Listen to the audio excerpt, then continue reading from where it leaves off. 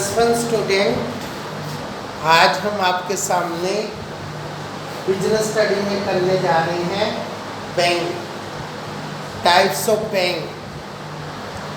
Bank क्या है, bank कितने प्रकार के होते हैं, ये हमारा सबसे इम्पोर्टेंट चैप्टर है। The institution which deals in money, ऐसी संस्था जो पैसे में व्यापार करती है उसको हम बैंक कहते हैं। लोगों के पैसों को एक्सेप्ट करना और ज़रूरत पड़ने पर उनको लोन के रूप में पैसे प्रोवाइड करना। पहले इस काम को साहूकार लोग बेंचों पर बैठकर करते थे और उनको हम बैंकरोज कहते थे। धीरे धीरे ये शब्द, इटली का शब्द बैंकर्स बना, बैंक बना, फिर ये पार्टनरशिप के रूप में आया, फिर ये कंपनी के रूप में आया, और आज हम देख रहे हैं हमारे देश में गवर्नमेंट बैंक भी हैं, गवर्नमेंट से ऑथराइज्ड भी हैं, और प्राइवेट सेक्टर के बैंक भी हैं, और फॉरेन बैंक भी हैं। तो ये बैंक हमारा एक ऐसा इंस्टीट्यूशन है जिसके बिना आजकल कोई भी व्यापारिक यूनिट को चलाना पॉसिबल नहीं है। तो ये हमारी संस्था में इस प्रकार के काम करते हैं, लोगों से पैसा उधार लेना और ज़रूरत पड़ने पर उनको पैसा प्रोवाइड करना, ये हमारे बैंकों का मुख्य कार्य रहता है। लोगों के पैसों को ये डिफरेंट टाइप से एक्सेप्ट करते हैं, in the shape of saving account, in the shape of current account, in the shape of fix deposit. इसी प्रकार से लोन के रूप में प्रोवाइड करने पर बैंक डिफरेंट टाइप से लोगों को लोन प्रोवाइड करते हैं। Very short term loan, bank अपने बिजनेसमैन को लोन देते हैं ओवरड्राफ्ट के रूप में। Long term loan, medium term loan और शॉर्ट टर्म लोन, इस प्रकार के लोन प्रोवाइड करके ये लोगों से इंटरेस्ट लेते हैं, उनके बिलों को एक्सेप्ट करते हैं, उनके बिलों की पेमेंट समय से पहले करते हैं, यहाँ से इन्हें इंटरेस्ट मिलता है, और जो लोगों से पैसा लेते हैं उन पर ये ब्याज देते हैं। तो ये दोनों का जो डिफरेंस आता है ब्याज लेने का और देने का, यही बैंक की इनकम का साधन होता है। तो आज हम बात करते हैं टाइप्स ऑफ बैंक की। सबसे पहले हमारे होते हैं कॉमर्शियल बैंक।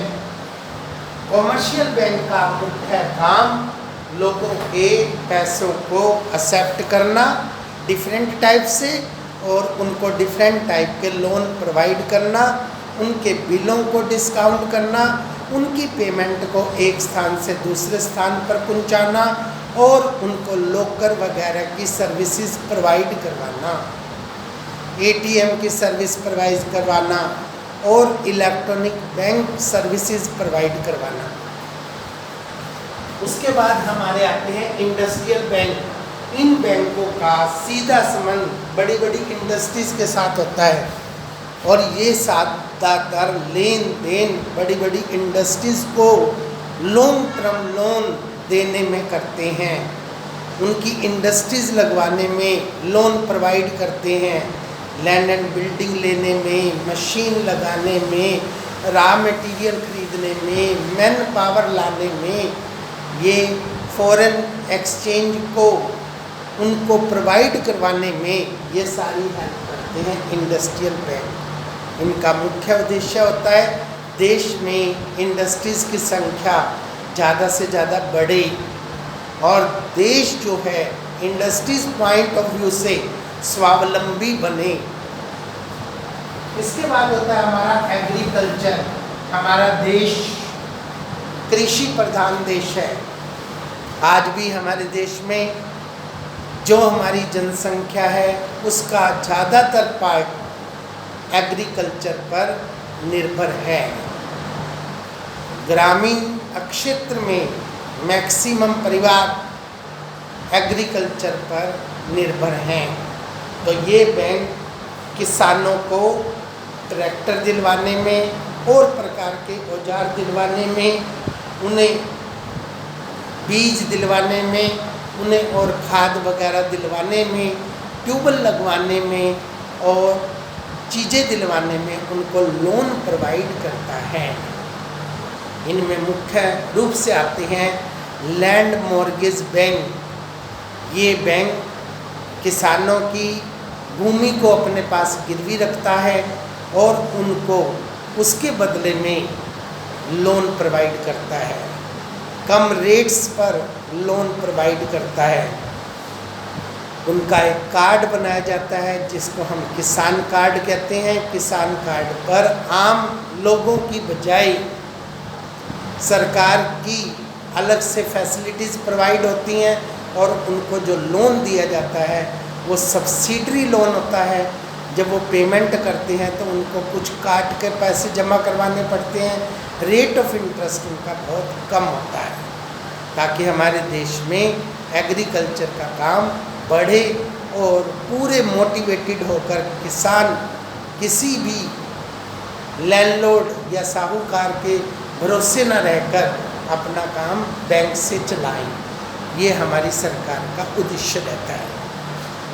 इसके बाद आता है जी हमारा रीजनल बैंक। ये बैंक छोटे छोटे कारीगर, गांव में रहने वाले मजदूर लोग, पहाड़ी क्षेत्रों में रहने वाले आर्टिस्ट, उनको छोटी सी मशीनें खरीदने में, रॉ मटेरियल खरीदने में उनकी सहायता करने के लिए, ताकि वो रोजगार से जुड़े, उनकी सहायता करने के लिए उनको छोटी छोटी मात्रा में लोन प्रोवाइड करता है। उसको हम रीजनल बैंक कहते हैं। इसके बाद होता है हमारा अपेक्स बैंकिंग इंस्टीट्यूशन, जो हमारा होता है सेंट्रल बैंक।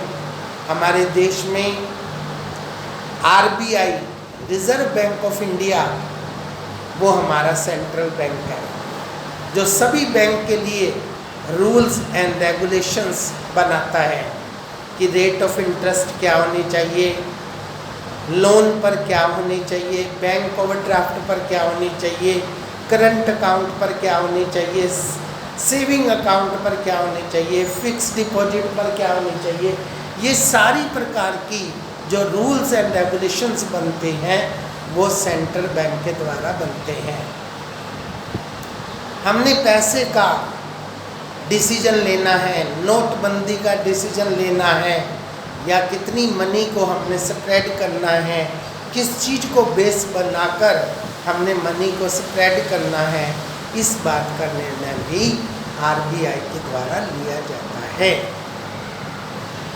और हमारी जो इंडस्ट्री है, हमने फॉरेन ट्रेड करना है, दूसरे देश की हमारे को फॉरेन करेंसी की ज़रूरत है, हमारे पास फॉरेन करेंसी है, उसको हम अपनी करेंसी में कन्वर्ट करना चाहते हैं, तो ये काम भी हमारा सेंट्रल बैंक करता है। तो इस प्रकार से हम बैंकिंग के बारे में सीखेंगे इस चैप्टर के अंदर, और बैंक किस प्रकार से प्राइमरी फंक्शन करता है, किस प्रकार से सेकेंडरी फंक्शन करता है, किस प्रकार से इलेक्ट्रॉनिक फंक्शन करता है, ये आपने सीखना है इस चैप्टर में।